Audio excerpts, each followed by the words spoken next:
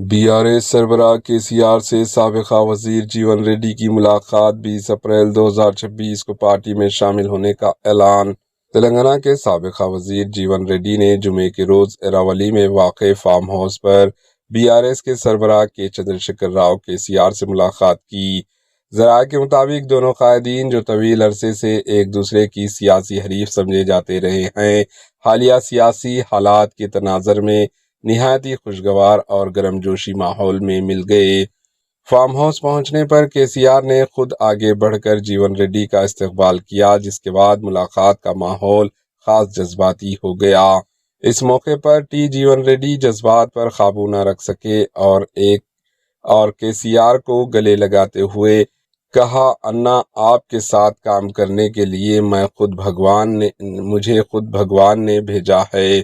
ان کے اس بیان کے وہاں موجود قائدین اور کارکنوں کو حیرت میں ڈال دیا اور سیاسی حلقوں میں اس پر کافی چومیوں شروع ہو گئی۔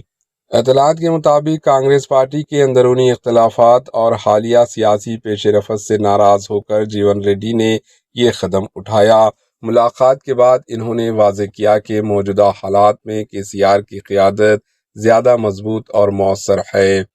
جیون ریڈی نے کہا کہ 20 اپریل 2026 کو باضابطہ طور پر BRS میں شمولیت اختیار کریں گے، جس کے لیے جگتیال میں ایک بڑے جلسے عام کا اہتمام کیا جا رہا ہے۔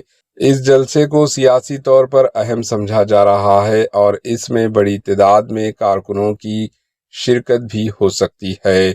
Bureau report, AHN news. AHN news کے YouTube چینل کو سبسکرائب کریں اور بیل آئیکن کو دبانا نہ بھولیں تاکہ آپ کو ہر نئی آنے والی ویڈیو کا نوٹیفیکیشن بر وقت مل سکے۔